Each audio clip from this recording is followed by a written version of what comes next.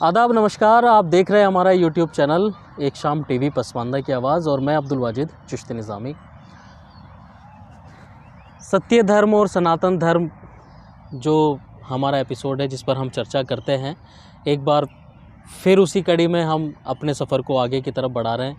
नया साल है, 2025 लग चुका है, 2024 समाप्त हो गया। साल का पहला महीना जनवरी का जो है वो भी अपनी समाप्ति की तरफ जो है वो बढ़ रहा है, ख़त्म होने की तरफ जो है वो जा रहा है। मेरे साथ एक बार फिर आचार्य देवेंद्र आर्य जी मौजूद हैं सत्य धर्म और सनातन धर्म पर ही चर्चा करने के लिए। बीच में काफ़ी जो है समय हो गया, हमारे अभाव रहा समय का, बीच में हमारी जो है चर्चा नहीं हो पाई क्योंकि हम भी आध्यात्मिकता की तरफ जो है लगे हुए थे। मेरे गुरुजी का, मेरे पीरो मुर्शिद शाह अब्दुल गनी रहमतुल्लाह अलैह का उर्स था। उसके बाद फिर मेरे ख्वाजा अब्दुल रऊफ़ सज्जादा नशीन बाबा अब्दुल रऊफ़ खां का उर्स था अमरपुर में। और उसी के साथ में हिंद के ख्वाजा हिंदुल वली हज़रत ख्वाजा गरीब नवाज़ का उर्स था, जो 6 जनवरी को जो है मनाया गया। मेरे पीरो मुर्शिद का और ख्वाजा गरीब नवाज़ का जो उर्स था वो उनकी तारीख़ जो है वो एक ही थी, एक ही दिन दोनों का जो है वो उर्स शरीफ मनाया गया। इस पे खुशकिस्मती की बात ये रही कि हम दोनों जगह जो है अपनी हाज़िरी लगा चुके। अपने पीरो मुर्शिद के उर्स में भी जो है मैंने शिरकत की और ख्वाजा गरीब नवाज़ के आस्थाने पर भी जो है मैं पहुंचा, वहाँ दुआएं मांगी गई और एक अच्छा जो है सफ़र रहा। आचार्य जी, ऐसे में ही जो है सबसे पहले तो अब नए साल की जो है क्या शुभकामनाएं देंगे आप? 2025 लग गया है, इसी पर ही सबसे पहले तो बात कर ली जाए आज। एक शाम टीवी के सभी दर्शकों को और जो भी हमारे सनातन भाई हैं और जो हमारे भारतवासी हैं सभी को नव वर्ष की हार्दिक शुभकामनाएं। वैसे तो ये नव वर्ष जो है हम मनाते हैं, लेकिन इसकी एक खासियत यह है कि अधिकतर भारत के अंदर तो जो शुभकामनाएं देने वाला भी ईसाई नहीं है और शुभकामनाएं लेने वाला भी ईसाई नहीं है, क्योंकि यहाँ पे कम्युनिटी ज़्यादातर तो सनातनियों की है, उसके बाद दूसरे नंबर पे मुस्लिमों की है। बाकी लेकिन पूरे मतलब 7 साल के साथ मनाया जाता है। तो यही प्रार्थना है ईश्वर से कि यह साल आपके मन की जो कामनाएं हैं उनको संपूर्ण ईश्वर आपकी करे। क्योंकि देखिए, अंग्रेज़ी तारीख़ के हिसाब से जो है ये 2025 अब लगा है, लेकिन धर्मशास्त्रों के अनुसार जो है, चाहे वो इस्लाम धर्म हो चाहे सनातन धर्म हो, वो चाँद के हिसाब से, चाँद की तारीख़ों के हिसाब से हमारा नव वर्ष ये चल रहा है पहले से ही। तो अब लेकिन थोड़ा सा यहाँ पे आपको हाँ बात काटूँगा। देखिए, जो नव वर्ष है जो हमारे सनातन का है, इसमें अंतर है। जो ईसाई जो नव वर्ष मनाते हैं वह सूर्य की गणना करते हैं, वह चांद को गणना नहीं करते, मानते हैं या चांद का जो, लेकिन उसका वजूद इस गणना में नहीं जोड़ते। लेकिन जो इस्लाम को मानने वाले हैं ये सूर्य की गणना को नहीं जोड़ते, ये चांद की गणना को जोड़ते हैं। लेकिन हमारा जो सनातन है इसका यह मानना है कि जब प्रभावित यह दोनों ही करते हैं और दोनों की गणना को ही इसमें समावेश किया गया। चांद और सूरज की गणना के अनुसार ही हमारा ज्योतिष चलता है। और 2025 में आपने भी सुना होगा कि बहुत सारी घटनाएं हैं। तो 2025 सही मायने में अगर कहा जाए कि कैसा होगा, ये एक बहुत ही इस विषय की तरफ आएंगे आचार्य जी। आगे क्या जो है इसमें अनुमान लगाए जा रहे हैं और किस तरीके की जो है ग्रहों का जो है इसमें प्रभाव रहेगा इस पूरे साल में 2025 में। अभी ऐसे में जो है देश के अंदर सबसे बड़ा त्यौहार भी जो है वो चल रहा है, महाकुंभ का जो है वो मेला चल रहा है और दुनिया भर के और विदेशों से भी जो है वहाँ संत महात्मा पहुँच रहे हैं। ऐसे में वहाँ जो अघोरी बाबा हैं, संत हैं, नांगे साधु हैं, ये जो महाकुंभ है, आसान जो शब्दों में है आप को किस तरह समझाएंगे जो लोग इसको नहीं जानते? कुंभ के क्या मतलब हैं और ये इसकी क्या विशेषता है? देखिए, कुंभ की सबसे बड़ी विशेषता तो यह है, और हमारे सनातन धर्म की विशेषता भी यह है कि कुंभ जो है पूरी दुनिया में एक मनुष्य आदमी जो हैं एक जगह इकट्ठे होते हैं सबसे बड़ी जगह संख्या में, तो वह कुंभ है। और इस साल भी 40 करोड़ से ज़्यादा लोग इकट्ठे हो रहे हैं। और सबसे बड़ी बात यह है कि ना कोई शोर शराबा है, ना कोई आपराधिक किस्म की गतिविधियां हैं, और ना ही किसी को कहीं से भी कोई खतरा या डर महसूस हो रहा है। कुंभ की सबसे बड़ी विशेषता है। और कुंभ का जो पौराणिक महत्व ये भी बहुत बड़ा है। और इस बार जो 2025 में जो कुंभ लग रहा है इसका बहुत ज़्यादा पौराणिक महत्व है। वैसे तो कुंभ जो लगता है हर 12 वर्ष के बाद ही लगता है। 12 वर्ष जब बृहस्पति ग्रह आपका वृष राशि में होता है और सूर्य जो है मकर राशि में आ जाता है, और सूर्य मकर राशि में 14 जनवरी के बाद आता है। तो जो सूर्य बृहस्पति जो हैं वह 12 वर्ष के बाद ही वृष राशि में आता है। तो यह 12 वर्ष के बाद ही कुंभ लगता है। लेकिन हर साल जो 12 वर्ष के बाद कुंभ आता है प्रयागराजों में, और तो प्रयागराज को जो तीर्थों का राजा कहा गया, यानी कि सारे तीर्थों को अपने करने के बाद भी जो पुण्य फल मनुष्य को प्राप्त नहीं होता, वह एक बार के कुंभ स्नान में उसको पुण्य का फल प्राप्त हो जाता है। लेकिन जो 2025 का जो कुंभ है यह जो है 144 वर्ष बाद आता है, क्योंकि जब 12 वर्ष जब 12 कुंभ हो जाते हैं तब जो अगला कुंभ आता है 12वां कुंभ, उसको महाकुंभ कहा जाता है। ये 2025 में महाकुंभ है, क्योंकि यह 144 बाद महाकुंभ हो रहा है। अब इसका मनाया क्यों जाता है? यह एक प्राचीन पौराणिक है। इसका राइट टाइम तो कब से शुरू हुआ इसका तो आकलन नहीं है, क्योंकि हम इतिहास को जितना भी टटोलते हैं तो शायद जो भी हमारे पास प्रमाण है उससे पहले से कुंभ का स्नान चल रहा है। इसमें पौराणिक कथाओं में देखा जाए तो यह आता है कि जब सागर मंथन हुआ था तो सागर मंथन के बाद दो चीज़ें, और सबसे अंत में कलश निकला था। कलश यानी कि अमृत का कलश। अमृत का कलश जिसे पीने के बाद आदमी को मृत्यु से और इसे से मुक्ति मिल जाती है। तो उस कलश को लेकर के देवताओं और दानवों में युद्ध हुआ था। तो उस युद्ध को लेकर के जब कलश को लेकर के धन्वंतरी भगवान कभी इधर कभी उधर कभी उधर कभी उधर चल रहे थे, तो यह 12 दिन तक इस कलश पर घमासान हुआ था। तो उसमें क्या था कि 12 वर्ष 12 दिन जो हैं ये जोड़ जो गया है ना, यह पृथ्वी की गणना के अनुसार नहीं है। 12 दिन का जो जोड़ है वह देवलोक की गणना से हुआ है, यानी कि हमारा एक वर्ष वहाँ के देवलोक जो है उसका एक दिन होता है, ये गणना है। तो 12 दिन जो देवलोक में चला था, पृथ्वी में संग्राम नहीं होता, तो इसमें 12 दिन में 4 स्थानों पर अमृत की 4 स्थानों पर अमृत की बूंदें तो 4 पृथ्वी लोक पर गिरी थी और 8 स्थानों पर स्वर्ग लोक में गिरी थी, देवताओं के लोक में। वो 8 स्थानों पर, इसीलिए 8 स्थानों पर तो कुंभ जो लगता है वह देवलोक में लगता है। यह इसी लोक का नहीं है, ये परलोक में भी लगता है, लेकिन 4 स्थानों पर कुंभ जो लगता है वह इस पृथ्वी लोक पर लगता है। तो वह स्थान है त्र्यंबकम, उज्जैन, हरिद्वार और प्रयागराज। प्रयागराज का कुंभ जो है सर्वश्रेष्ठ माना जाता है और सर्वोपरि माना जाता है। और एक कथा ऐसे भी है, कुछ वर्णन है कथाओं का अलग से, कि गुरु कश्यप ऋषि थे, उनकी 2 पत्नियां थीं, दीति और अदिति। तो दीति जो है उसने अपने सांपों की माता कहलाई जाती हैं, क्योंकि कश्यप ऋषि ने उन्होंने कहा था कि मैं 1000 पुत्रों की माता बनूं, तो उन्होंने 1000 अंडे दीति को दिए थे, और बलशाली पुत्रों में 2 जो अंडे थे वह अदिति को दिए थे।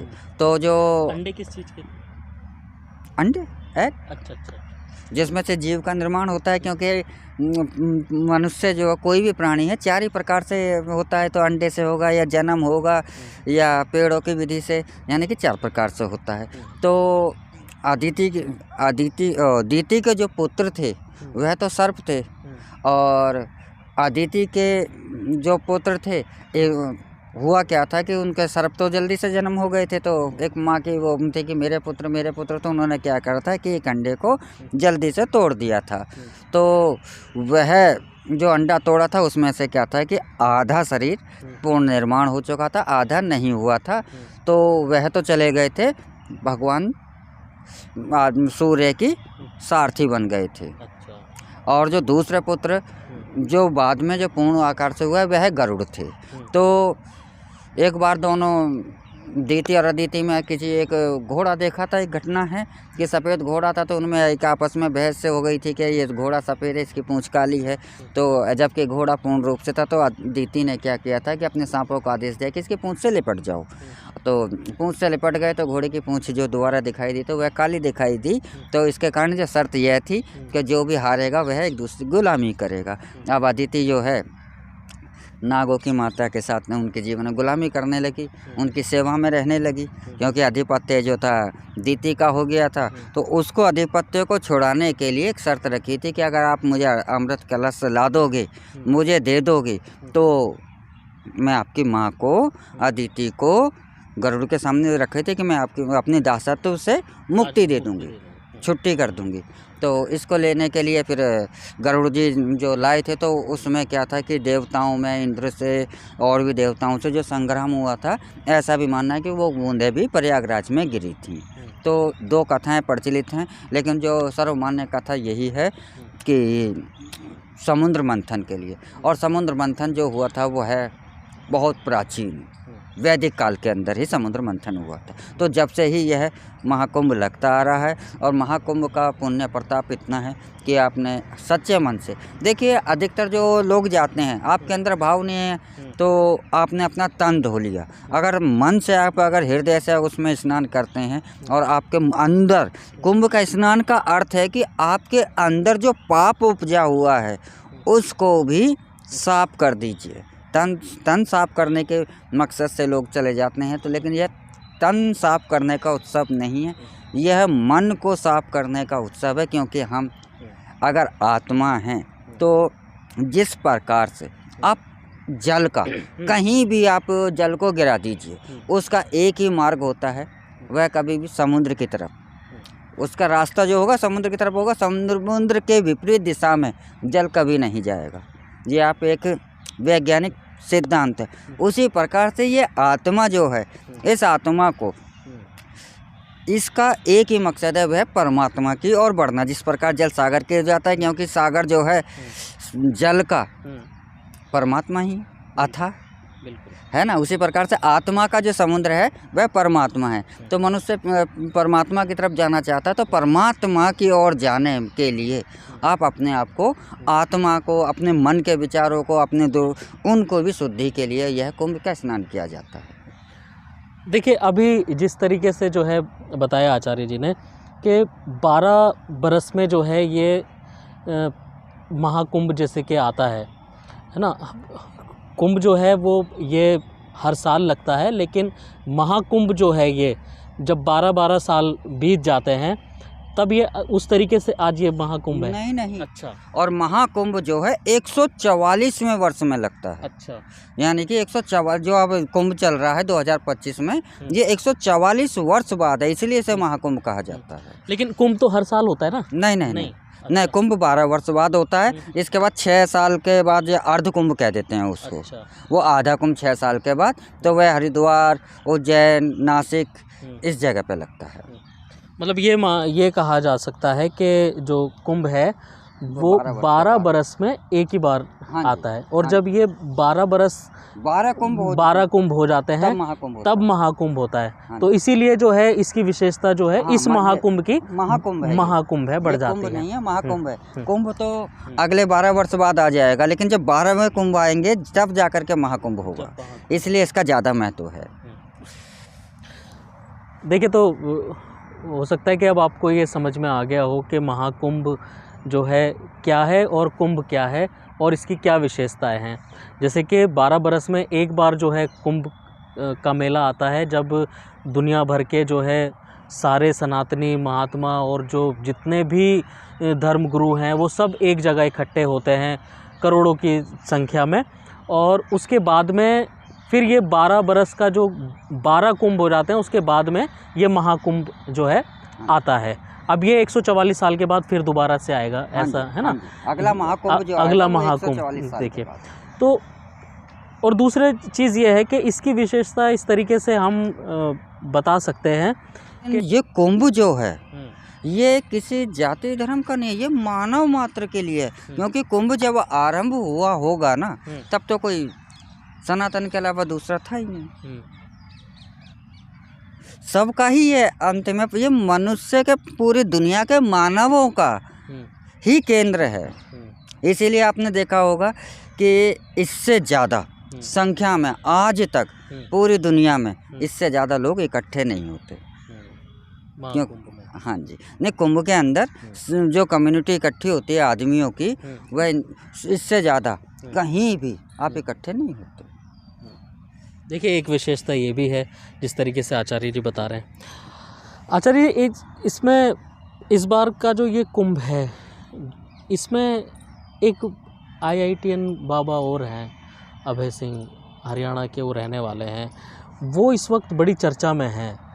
और जैसा कि हम भी बात कर रहे हैं भाई सनातन की, और पूरी दुनिया में जो है धर्म एक ही है, ठीक है, शांति का और अमन का और आपसी भाईचारे का, आध्यात्मिकता की हम भी बात कर रहे हैं और वो भी उसी बात को कह रहे हैं। लेकिन अब समस्या ये है कि वो लाखों की जो है नौकरी छोड़ करके वो इसमें जो है इस लाइन में आए, अध्यात्म से जुड़े हैं।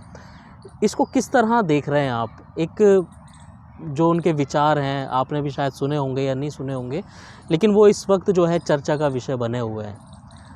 लेकिन चर्चा तो हमारी भी आपकी भी वही है। तो एक तरफ तो लोग एकदम से वो अट्रैक्ट हो जाते हैं, मतलब उधर की तरफ खिंच रहा है लोगों का जो रुझान है एकदम से। क्या वेशभूषा भी इसमें विचारों के साथ में कुछ मायने रखती है क्या? हाँ, वेशभूषा भी रखती है। सबसे पहले तो कि आपने कहा कि ये लाखों, देखिए उनके बारे में तो मैंने थोड़ा सा जानकारी नहीं है मुझे, लेकिन जैसा कहा कि लाखों की नौकरियां छोड़ करके, तो सच्चाई तो यह है कि यह प्रकृति जो है 3 गुणों पर आधारित है। पहला गुण उसका शारीरिक शक्ति, जो बल दिखाई देता है, हमारे के अंदर भी एक बल दिख रहा है, आकलन कर लिया जाता है, हाथी के बल का भी आप आकलन कर लेते हो। यह है हर जीव की प्रथम शक्ति। दूसरी शक्ति है चेतना, जो मनुष्य के पास है। चेतना का मतलब उसे अच्छे और बुरे का ज्ञान, उसे इस बात का ज्ञान है कि मुझे भगवान की तरफ जाना है या इसी संसार में रहना है। जानवरों के पास ऐसा ज्ञान नहीं है, वह तो एक निर्धारित प्रक्रिया पर है। लेकिन मनुष्य के पास चेतना था, जागृत अवस्था है कि उसे ईश्वर की पहचान हो जाती है कि मुझे ईश्वर की तरफ बढ़ना है। तीसरी शक्ति है आनंद। आनंद, अब ये आनंद जो है वह ईश्वर के पास। लेकिन अच्छा, यहाँ पे अभी एक मिनट आचार्य जी, लेकिन इसमें एक चीज़ और है ना, वो अपने आप को कल्कि का अवतार बता रहे हैं। मतलब इस तरीके से लग रहा है उनकी बातों से कि वो अपने आप को जो है, जो बताने की उनका नज़रिया है, वो क्या कहना चाह रहे हैं उसके बारे में भी बताऊंगा। लेकिन पहले थोड़ा सा अपनी बात को कहता हूँ। तो मनुष्य का एक ही मात्र उद्देश्य है कि वह आनंद की प्राप्ति करे। आनंद की प्राप्ति, कुछ लोग धन के तरफ भागते हैं कुछ समय के लिए, लेकिन आपने करोड़ों अरबों का धन इकट्ठा कर भी लिया, लेकिन उसका कितने साल तक भोग करोगे? जा 10 साल, 20 साल, 30 साल। एक टाइम आपका शरीर ये जर्जर हो जाएगा, तो वह धन भी आपके काम नहीं आएगा। एक आनंद जो है ईश्वर की आराधना का, वह आनंद आपको अजर अमर है, वह समाप्ति नहीं होगा जब तक आप इस धुन में लगे हो। तो जिसको जैसा ज्ञान हो जाता है कि आनंद कहाँ है, तो वह उसके तो धन को, माया को भी छोड़ देता है। अच्छा, अब आपका दूसरा सवाल था कि कल के अवतार का। देखिए, कल के अवतार जो है, अभी तो आप बहुत सारी भविष्यवाणी अपने अपने ज्ञानों से कर रहे हैं, ऐसा कुछ नहीं है। कल के अवतार सभी ग्रंथों में लिखा हुआ है, अपने अपने उन्होंने अपने नाम दिए हैं। जितने भी धर्म दुनिया को मानने वाले हैं, सबकी एक मानना है कि एक आखिरी जो आएगा, अभी एक आना बाकी है। सबका अपना अपना मानना है, उन्होंने अपने नाम चाहे कुछ भी रख रखे हों। तो हमारे सनातन में उसे कल्कि मानते हैं, तो बौद्ध वाले उन्हें कल्कीन कहते हैं। इस्लाम वाले भी शायद ऐसे ही कुछ नाम रखते होंगे, ईसाई वाले कुछ अपना नाम रखते होंगे, लेकिन सबका मानना एक है। जो कल्कि अवतार है ये युगों का वर्णन है। तो अभी तो कलयुग को आरंभ हुए 5000 साल हुए हैं, 6000 साल में चल रहा है। 5000 साल पूरे हो गए हैं, 52-5300 साल हो चुके हैं, लेकिन कलयुग की आयु 5 लाख वर्ष है। अब उसको 5000 साल के बाद आप घोषणा कर दें। अब 5000 सालों में हर प्रकृति 5000 साल के बाद आप एक इतिहास पूरा उठा लीजिए। प्रकृति 2 वक्त में एक वर्णन करती है, 5000 साल के बाद बहुत सारा फेरबदल करती है, और 25000 साल के बाद एक बहुत बड़ी घटना घटती है। तो 5000 साल पहले कहते हैं उठाइए महाभारत हुआ था, आज भी महाभारत हुआ था। महाभारत कोई छोटा युद्ध नहीं था, बहुत विशाल था, पूरी दुनिया थी। और जो शायद जो भी मानना है, आज भी अब विज्ञान तो अब मान रहा है कि जो हमारी जो सभ्यता थी, सिंधु घाटी सभ्यता, हड़प्पा मोहनजोदड़ो सभ्यता, तो ये शायद महाभारत में जो बम का जिसे हम ब्रह्मास्त्र कहते हैं, वह परमाणु बम भी था, वो परमाणु विस्फोट ही था, उससे वो बहुत तगड़ा विनाश हुआ था। और आज भी ग्रहों की स्थिति जो है 2025 में आकर के महाभारत काल से ही जुड़ रही है। और प्रकृति का एक नियम है कि आप सटीक उदाहरण उठा लीजिए, जितना भी आपके पास ज्ञान है, हर 5000 साल के बाद प्रकृति बहुत तगड़ा विनाश करती है।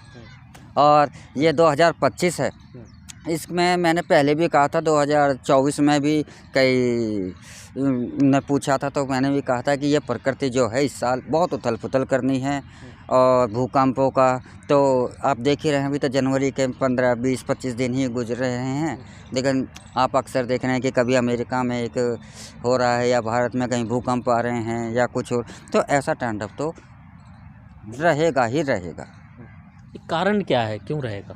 प्रकृति है, उसका अपना सिद्धांत है, बदलाव है। और यह है कि हमारे ग्रह नक्षत्र हैं वो इसी बात का संकेत दे रहे हैं। जैसे कि मीन राशि में इस बार 28-29 मार्च को बहुत सा कई 6-7 ग्रह इकट्ठे हो रहे हैं। अब इकट्ठे होने का क्या मतलब? कोई आपात अगर देश में अगर एक बार सोचिए आपातकाल या कोई विशेष स्थिति हो जाए, तभी गृह मंत्री जी भी, प्रधानमंत्री जी भी, रक्षा मंत्री जी भी सारे एक ही साथ वार्ता करते हैं ना। तो इसे भी ऐसे ही समझ सकते हैं कि कुछ सारे ग्रह एक साथ आकर के एक मंच पे बैठ करके कुछ मंत्रणा तो कर रहे हैं, कुछ तो संकेत दे रहे हैं। ये 5000 साल में, 5000 साल पहले महाभारत के काल में भी ऐसी स्थिति आई थी, अब भी ऐसी स्थिति आ रही है। और दूसरी बात, जो प्रकृति के संकेत हैं, तो वह सही शब्दों में तो ये कहूँ कि 2025 कैसा गुजरेगा, शांति में या अशांति में, ये कहा नहीं जा सकता। हाँ, यह है कि प्राकृतिक आपदाएँ, मानव आपदाएँ हैं, विश्व युद्ध हो सकते हैं। मतलब मनुष्य जो है 2025 में उलझाई हुआ रहेगा, और थोड़ा सा उस पर संकट जो प्राकृतिक भी हो सकते हैं, मानवीकृत भी हो सकते हैं, समस्याएं उसको पास बढ़ी रहेंगी। देखिए, ये तो आचार्य जी ने अपने ज्ञान के अनुसार और जो धर्मशास्त्रों के अनुसार ग्रहों की जो नक्श दशा जो है वो क्या रहेगी और क्या उसके समीकरण बन रहे हैं, उसके अनुसार इन्होंने बताया। लेकिन हम तो दुआ यही करते हैं कि अल्लाह सबको अपनी हिफ्ज़-ओ-अमान में रखे, और जो भी मुसीबतें या आफतें आने वाली हैं या आएंगी, अल्लाह उनको जो है टालता रहे और सब पर अपनी कृपा बना के रखे ईश्वर, है ना। लेकिन अब इसमें एक चीज़ और आ जाती है आचार्य जी, ग्रह का प्रभाव, जो ग्रह होते हैं, राशि जो होती हैं, जैसे कि कुंभ है, मेष है, शनि है, कन्या है, तुला है, इस तरीके की जो राशियां होती हैं, तो ग्रहों का तो प्रभाव कहीं ना कहीं रहता ही है। तो आपने जो है ये चेतावनी दिया अपने ज्ञान के अनुसार अपनी बातों में कि क्या जो है 2025 में ये समीकरण रहने वाला है और क्या क्या जो है हो सकता है।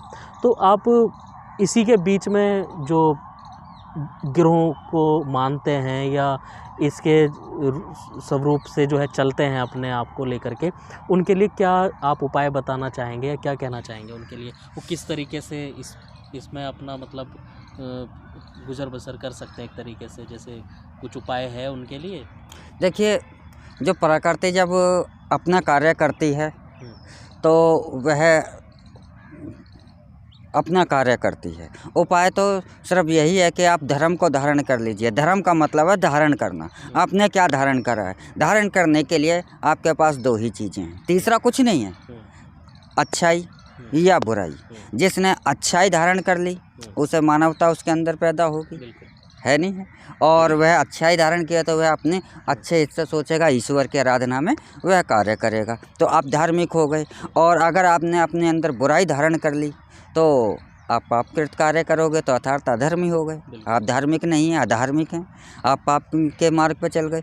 तो आपने धारण क्या किया? अगर इसका तो एक ही है कि आप अपने अंदर धर्म को धारण कर लें। धर्म का मतलब अच्छाई को, मानवता को, इसको धारण कीजिए। धर्म तो आपको अपने आप बता देगी, दुनिया की कोई किताब नहीं बता सकती, दुनिया का कोई ग्रंथ नहीं बता सकता। धर्म आपका क्या है इसका सही वर्णन तो आपको आपके अंदर बैठा हुआ ये जीव आत्मा, जिसे हम आत्मा कहते हैं, वह आपको हर पल हर कदम पर आपको मार्गदर्शन देता रहता है। लेकिन आत्मा यहाँ दृष्टा है, आपको बता देगा, आपके कार्यों में अवरोध नहीं करेगा। वो यह बता देगा कि यह आपका धर्म है, यह अधर्म है, तुम पाप कर रहे हो या पुण्य है, यह बता देगा। लेकिन वो आपको रोकेगा नहीं, क्योंकि यहाँ पे आत्मा दृष्टा है। बिल्कुल। देखिए, जिस तरीके से आध्यात्मिकता की बात की जा रही है, आध्यात्मिक में हमारे आसान जो लफ्ज़ों में हम इसे कह सकते हैं मार्फत। तो जो छुपी हुई बातें हैं वो अध्यात्म के अंदर सामने आती हैं। जब आदमी पूजा पाठ छोड़ करके सिर्फ ध्यान में बैठता है और ध्यान लगाता है और गौर व फिक्र करता है, तब उसके सामने वो राज खुलने शुरू होते हैं। तो दुनियादारी से, गृहस्थ जीवन से, घर बार छोड़ करके ये अलग हटना जो है पड़ता है, क्योंकि तभी जो है वो ध्यान लगाया जाता है और इंसान उसमें ध्यान लगा भी सकता है। इसीलिए दो तरीके के जो है जीवन बताए गए हैं, गृहस्थ जीवन और एक सन्यासी का जीवन, जो है अपना घर बार छोड़ करके जब उसको खोजने के लिए निकलते हैं। तो इसमें भी दो चीज़ें हैं। एक, उसको खोजने के लिए जब कहते हैं कि अभी खोजने के लिए निकल रहे हैं, तो वो कहीं दूर नहीं है, वो हमारी शहरक से भी करीब है, हमारी अंतरात्मा में ही है, तो उसे कहीं खोजने की ज़रूरत भी नहीं है। लेकिन जिस तरीके की अब विचारधारा है, आध्यात्मिकता की बातें हैं, पहले क्या था, जब ये सोशल मीडिया का ज़माना नहीं था और ये मोबाइल का और ये टीवी का, ये इन चीज़ों का वक्त ज़माना नहीं था, तो लोगों को भटकना पड़ता था एक अपना मार्गदर्शन के लिए, कि कोई हमारा मार्गदर्शन कर सके, हमें कुछ बातें बता सके। क्योंकि एक चेतना भी होती थी और एक क्या कहते हैं उसको आचार्य जी, उत्सुकता भी होती थी कि कुछ अगर हमारे मन में सवाल है तो हम उसको जल्दी से जान लें कि क्या है। लेकिन अब ये सोशल मीडिया ने और ये यूट्यूब ने, फेसबुक ने, इसने इन चीज़ों को भी बड़ा आसान कर दिया है, ज्ञान की बातों को। लेकिन इसमें एक गौर और फिक्र करने की भी ज़रूरत ही है कि कहाँ से आपको सही ज्ञान मिल रहा है और कहाँ से आपको भटकने या भटकाने वाली बातें मिल रही हैं, क्योंकि दोनों चीज़ें हैं। सही कह रहा हूँ ना आचार्य जी?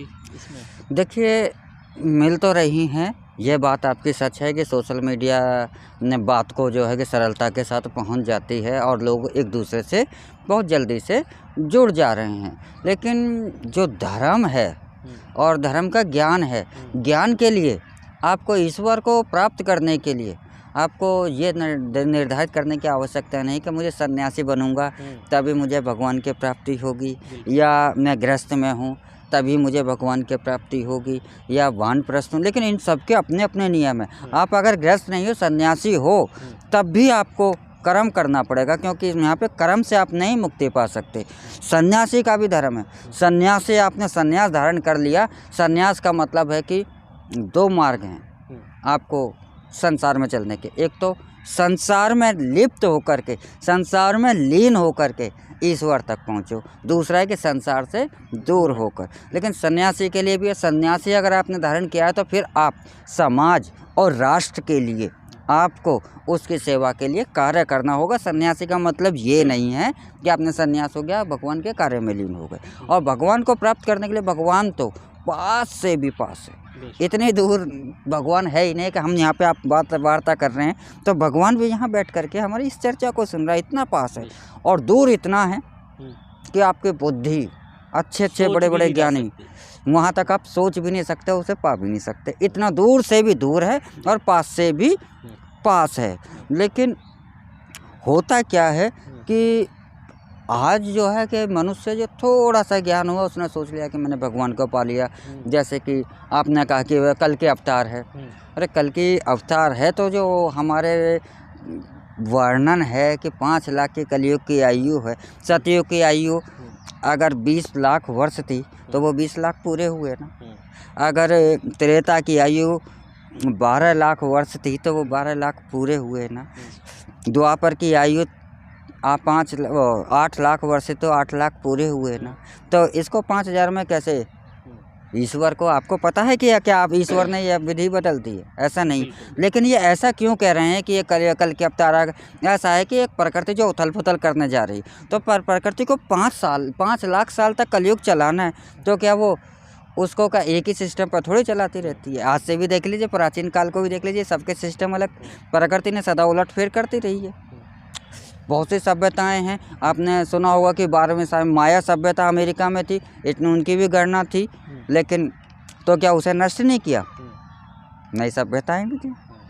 तो प्रकृति अपना कार्य कर रही है, लेकिन कल की भगवान का जो आना है अभी वह बहुत लंबा समय है। ऐसा तो जो धर्म को मार्ग को अवरुद्ध करने वाले बहुत से लोग हैं, बहुत सौ ने ये भी कह दिया, मैं सुनता हूँ कि जी कल की अवतार हो चुका है, आज ये हो चुका है, वो हो चुका है, कल के अवतार आगे चले भी गए, सतयुग आरंभ होगा।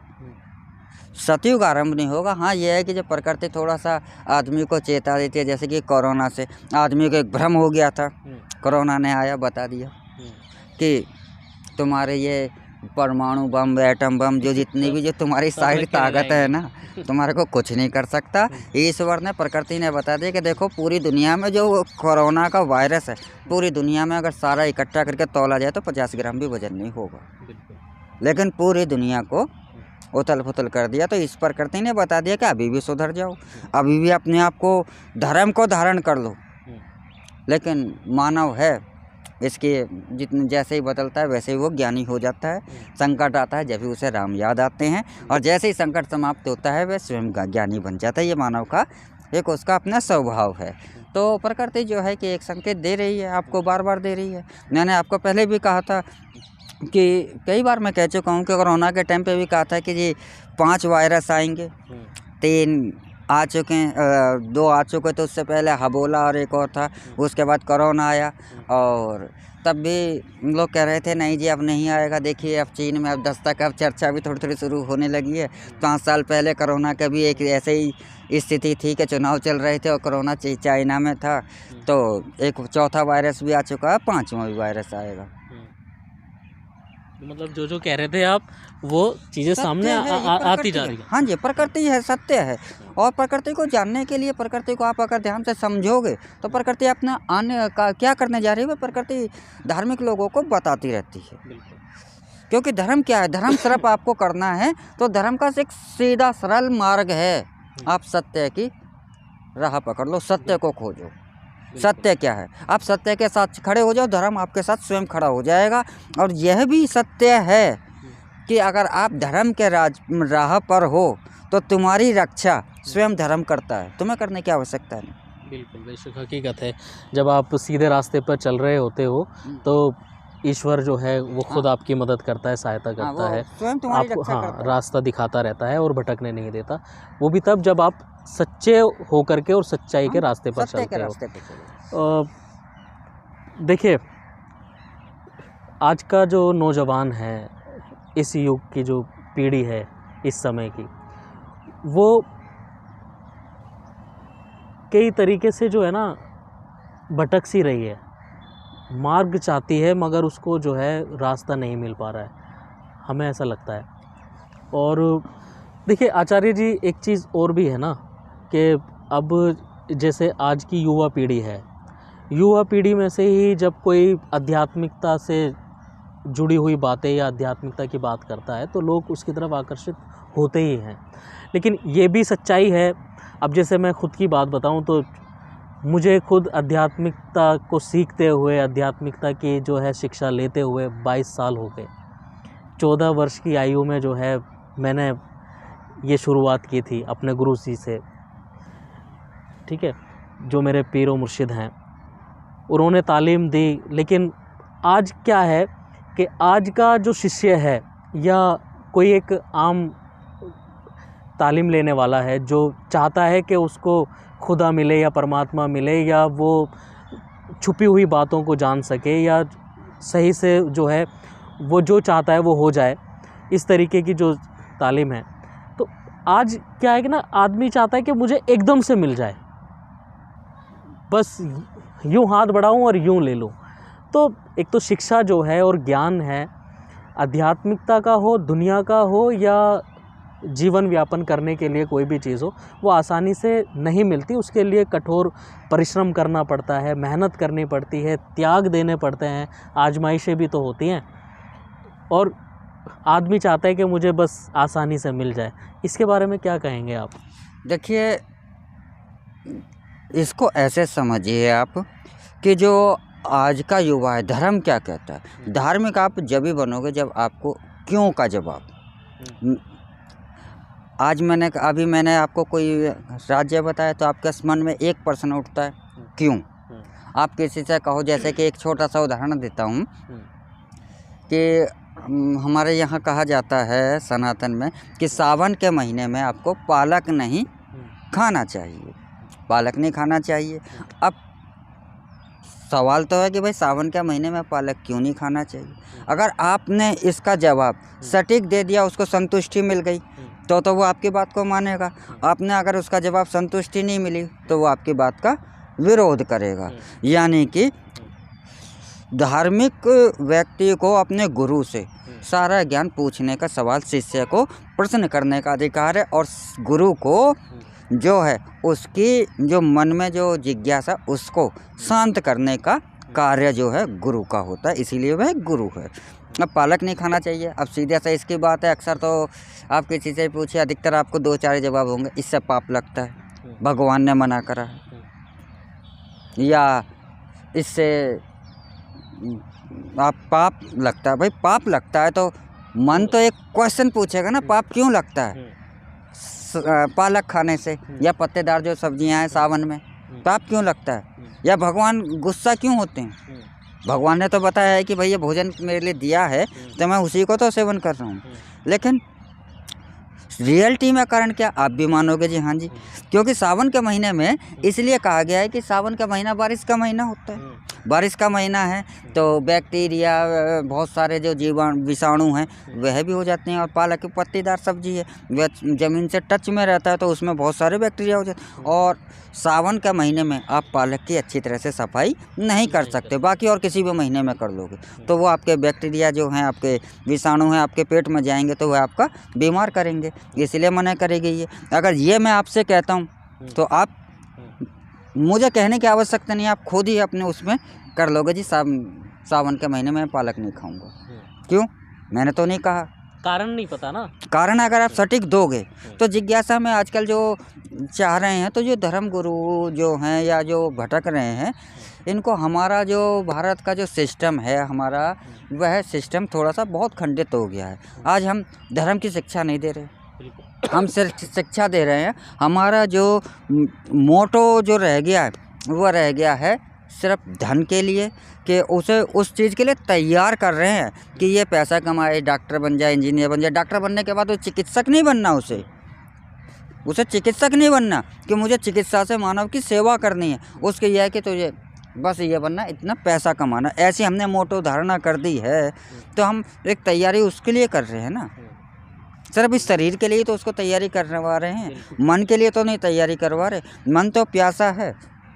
और मुख्य कारण एक ये भी, तो हम जब धर्म का ज्ञान ही नहीं दे रहे हैं तो उसकी आत्मा का विकास नहीं। शिक्षा कैसे होनी चाहिए, शिक्षा ऐसी होनी चाहिए कि जिससे आपकी आत्मा का भी विकास हो, आपको अच्छे और बुरे का निर्णय ले सके। जो आज की शिक्षा पद्धति है कि आपको अंधविश्वास और पाखंड में और इसमें अंतर करवाना बताती है, नहीं बताती, क्योंकि हम उसकी शिक्षा ही नहीं दे रहे हैं, उसे हम ज्ञान ही नहीं दे रहे हैं। या ज्ञान दे भी रहे हैं धार्मिक तौर पर, सभी धर्मों के लिए कह रहा हूँ, धार्मिक तौर पर तो वो उसे ना एक अपना जैसे कि सत्ता दल, जैसे राजनीतिक पार्टियां ऐसे है धार्मिक दल बन गए हैं, तो उन्होंने एक सीमा रेखा खींच दी है कि ये नियम है, इन नियमों पे आपको फॉलो करना होगा।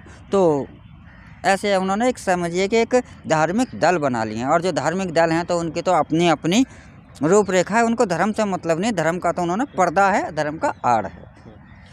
बिल्कुल, देखिए, क्योंकि आज हम देखते हैं चाहे वो कोई भी धर्म हो, वो सियासत में मिला हुआ है, राजनीतिक जो है सारी बातें की जा रही हैं, बयानबाजी भी ऐसे होते हैं, लेकिन जहाँ सत्यता की बात है, हक की बात होनी चाहिए, वहाँ बहुत कम जो है सुनने के लिए मिलती है, जो हकीकत में लोगों को बतानी चाहिए और हक की जो है सत्यता की बात बतानी चाहिए। धर्म क्या कहता है, किस तरीके से जो है उस पर चलना है, चाहे वो कोई भी मज़हब हो, जो भी मज़हब के मानने वाले हैं, क्या कहना? तो धर्म पर तो ये कहूँगा कि अगर राजनीति में देखिए धर्म का सत्ता से संपर्क अलग हो जाए ऐसा तो संभव नहीं। देखिए आपने पहले भी बताया है, सत्य अलग हो ही नहीं सकता। अगर मैं सनातन का हूँ तो मेरे संस्कार हैं, तो अगर मैं चाहे प्रधानमंत्री बन जाऊँ या राजा भी बन जाऊँ, तो क्या अपना जो मैंने धारण किया हुआ है उसे तो मैं छोड़ूंगा नहीं, और जो भी कार्य करूँगा उसी के अनुसार करूँगा। तो धर्म से अलग नहीं हो सकता। हाँ, यह है कि हमने धर्म को राजनीतिकरण में कुछ गलत इसका प्रभाव ना जाए, इस बात का ध्यान रखना राजा का भी कर्तव्य होता है। प्रचार प्रसार तो गलत हो रहा है ना। सनातन कब कहता है कि भाई आप नफ़रत की बातें करो, दूसरे मज़हब को जो है आप बुरा कहो, या किसी को भी आप पीड़ा पहुंचाने की, दुख तकलीफ़ पहुंचाने की बातें करो, ऐसा तो कोई मज़हब कहता नहीं, और सनातन तो बिल्कुल भी नहीं कहता जिस तरीके से है। देखिए, और सियासत की जो बात है, जिस तरीके से सियासत में मज़हब जो है वो जुड़ता चला जा रहा है, वो उसकी सारी चीज़ें सामने ही हैं, क्योंकि वोट भी तो इकट्ठे करने हैं ना आचार्य जी। नहीं, वोट की भी बात है। देखिए कुछ ऐतिहासिक गलतियाँ भी हैं, कुछ ऐतिहासिक गलतियाँ। को उदाहरण दे देता हूँ कि भारत में 2 जने आए, एक मुग़ल मुसलमान नहीं है। यहाँ पे मैं पहले क्लियर कर दे रहा हूँ, मुग़ल में और मुसलमान में अंतर है। मुसलमानों से भारत का संबंध मुग़लों के आने से पहले है। मुग़ल जो थे मंगोलिया से आए थे, उनका मुसलमान से कोई मतलब नहीं था। उन्होंने वहाँ देखा तो वहाँ पे ये देखा कि ठीक है जी, ये हमारे युद्ध नीति में बड़ा कारगर होगा, तो उन्होंने शामिल कर लिया। मुसलमान अलग है, मुग़ल अलग है। जो समझ से मुग़ल आए तो इन्होंने क्या करा कि ये जानते थे, तो इन्होंने ये करा कि अपने एक झूठी शान दिखाने के लिए कि भारत के अंदर कोई भी ना तो अपना शहर बसाया, ना ही कोई अपना स्ट्रक्चर खड़ा करा। इन्होंने क्या करा कि जो शहर थे उन्हीं का नाम बदला, और जो स्ट्रक्चर थे उन्हीं पर अपने स्ट्रक्चर खड़ा कर दिए। अब दो जैसे अंग्रेज आए थे, अंग्रेज़ों ने कोई भी स्ट्रक्चर तोड़ा नहीं, उन्होंने खाली ज़मीन पर अपने स्ट्रक्चर बनाए। स्ट्रक्चर अपने बनाए, जैसे कि दिल्ली का कनॉट प्लेस ही है, उस टाइम वो था, उस पर तो कहीं आवाज़ नहीं उठती, या जो इनके चर्च बने हुए हैं वहाँ पर भी कोई आवाज़ नहीं उठती, क्योंकि वहाँ पे कोई पुराना स्ट्रक्चर नहीं है। अब ये क्या हुआ, अब जब ये स्ट्रक्चर बनाए तो देखिए कहीं ना कहीं किसी का भी, अगर मैं आपकी कोई चीज़ छीन लूँ, आज मैं ताकतवर हूँ, तो आपको क्या भूल जाओगे?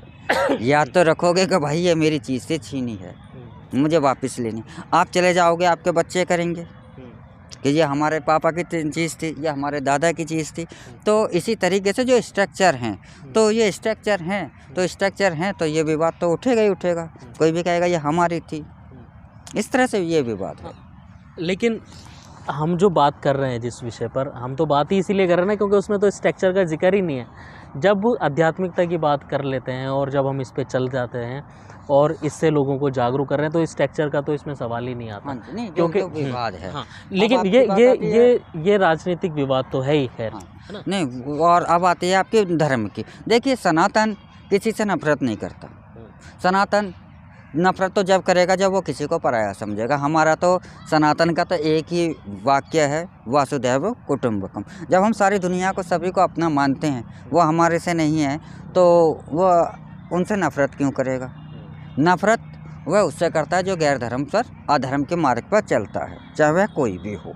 वह उसका भेद नहीं करता कि वह इसने ये ईसाई है या ये है, जो भी अधार्मिक है वह उसका विरोध करता है, बिल्कुल। जो धार्मिक है वह उसको अपने गले लगाता है। आपको एक सबसे बड़ा उदाहरण देता हूँ, 2 घटनाएं हैं अब्दुल कलाम की। मौलाना अब्दुल कलाम जब इस संसार से विदा हुए तो सबसे ज़्यादा रोने वाले सनातनी थे। क्यों? उनका क्या था? ये तो अभी कुछ वर्षों की बात, कुछ वर्ष पूर्व की बात है, था तो रोए। सबसे ज़्यादा रोने वाले सनातनी तो थे। क्यों? संबंध था कि हमारा अपना गया, समझ गए। उन्होंने अपना माना, उन्होंने तो नहीं धर्म को देखा ये मुस्लिम है क्या है, नहीं देखा ना क्या। और बात विवाद जब यहाँ पे खड़ा हो जाता है कि अब कसाब, अब कसाब के लिए तो नहीं रोएंगे। तो बस विवाद यहाँ पे ये राजनीतिक विवाद पढ़ाए जाते हैं कि कुछ घोषणा करते हैं नहीं जी कसाब के लिए भी रो, कसाब के लिए नहीं रोएंगे, कलाम के लिए रोएंगे। उनके काम ऐसे है ना, तो कर्म से जो उसके कसाब तो उसके तो कर्म रोने वाले नहीं है, उसके तो कर्म रुलाने वाले हैं, रुलाने वाले हैं ना।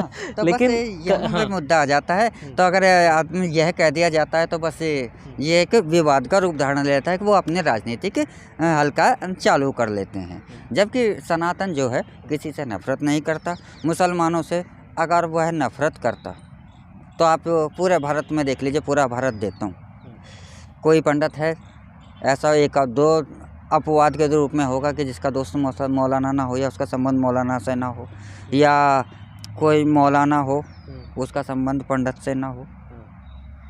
क्यों नहीं? देखिए ये तो हुए हैं, है नहीं? अब देखे ना आचार्य जी, ये तो वही राजनीतिक वाली बातें आ गई। नहीं, वो राजनीतिक अलग कर रहे हैं, लेकिन आपस में जनता में स्ट्रक्चर है तो बिल्कुल। अब उसका उदाहरण हमसे बड़ा और क्या होगा, हम और आप बैठे हैं ना साथ में, तो बैठे हैं। और देखिए हम उन्हीं बातों पर हम चर्चा कर रहे हैं जिस चीज़ को लेकर के विवाद होता है। तो इससे बड़ा तो उदाहरण है ही नहीं कोई भी। और ये हमारा मकसद जो है ना, देखिए जैसे कि हम स्टार्टिंग में बताते हैं और बीच में भी बताते हैं, हमारा मकसद किसी भी जाति धर्म समुदाय विशेष की भावनाओं को ठेस पहुंचाना नहीं है, और ना ही हम किसी की आलोचना कर रहे हैं, ना ही हम किसी को बुरा कह रहे हैं। हमारा मकसद सिर्फ ये आपसी जो विचार हैं हमारे व्यक्तिगत, हम इस पर चर्चा करते हैं, और इन चर्चाओं में जो भी बातें निकल कर के आती हैं वो आप तक पहुंचाने की कोशिश रहती है हमारी, ताकि आप भी उन विचारों को सुनें और सहमत हों तो अपने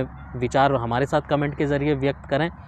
क्योंकि हम जो सत्यता है, हम तो सच की बात कर रहे हैं। सत्य धर्म क्या है और क्या कहता है, सबका ईश्वर एक है। तो फिर ये जो जगह जगह जो ये चल रहा है, ये कहानी है क्या ये फिर? क्योंकि सबको एक प्लेटफॉर्म पर आ जाना चाहिए, एक मानना चाहिए। इंसानियत ही सबसे बड़ा मज़हब है, इंसानियत ही सबसे बड़ा धर्म है ना।